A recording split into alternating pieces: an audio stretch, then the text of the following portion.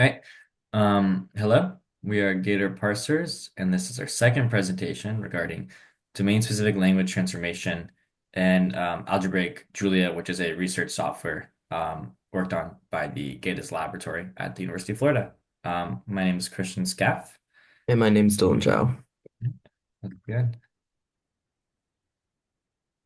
So to recap from where we left off, we're working to convert domain-specific languages within the algebraic Julia suite from handwritten parsers to using parsing expression grammars, where it will allow developers more freedom with determining language syntax and make it easier for development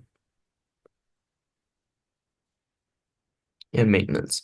Um, so some updates we made is that we've been modifying the decapodes. So currently we can now are able to do implicit multiplication, parentheses multiplication, and function calls can now mimic mathematical form, which is useful for some of our users who are going to be physicists that use mathematical forms. And additionally, we're working on syntax highlighting extension. It's where currently the decopodes peg is embedded in a string macro, which lacks the specific highlighting in Julia. So our extension is going to be embedding specific highlighting into the string macro to make it easier to read. Yep. So now let's go ahead and look at the functionality of way of going here.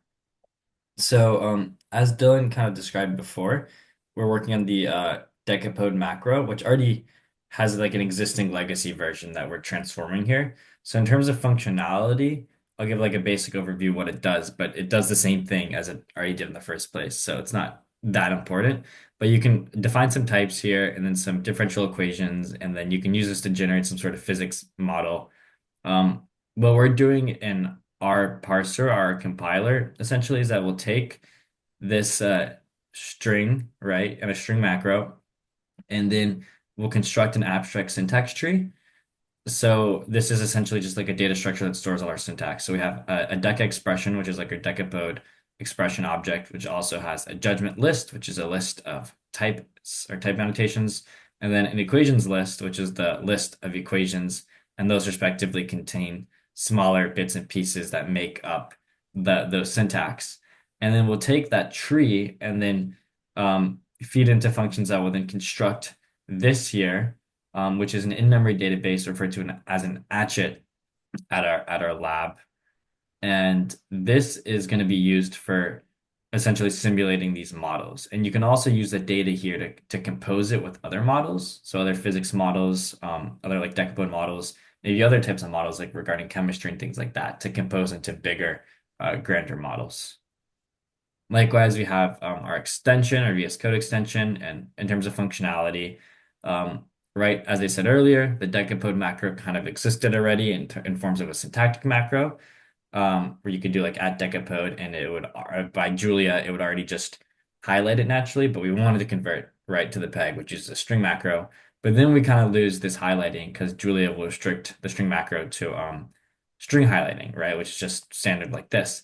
So by using this extension that embeds our specific highlighting into it, we can then run this extension and then have this specific highlighting. So now we can actually kind of see what's going on in program like normally. Regarding planned features, here's what we're gonna get up to. We're planning to make the CATLAB program DSL interpreter more documented. For instance, we want to create a tutorial page for future developers.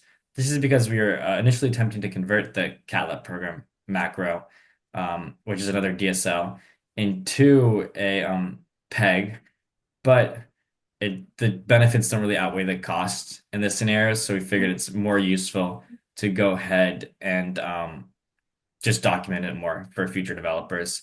Likewise, the algebraic optimization DSL, we're still planning to work on that and create a DSL for this. And then additionally, we want to finish our VS Code extension that we started working on and get that fully working. Oh, today.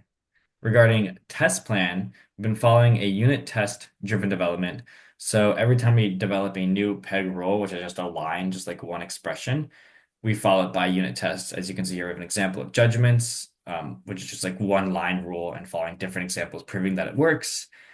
And then we've followed the completion of the overall parsing expression grammar, so a list of just different expressions by indent tests. In the case of decapodes, we're driving it by all existing and documented decapode models that we know of. This is because to create a decapode, it's not like you can just throw any things together. There are like known, differential equations and systems and things that we know work and exist. So there's only like a defined and documented amount of decapodes that are working. So we took all of those that we could find and to prove that they all worked on our end, which is around 49 end-to-end tests. So some current issues we're facing is that our VS Code extension, when paired with the official Julia extension, has a case where the Julia rules seem to override our rules we created. And as Christian mentioned earlier, the CatLab program macro uses non-standard evaluation, which makes it less practical for us to convert it to a peg. And also the current CatLab code is outdated and underdocumented,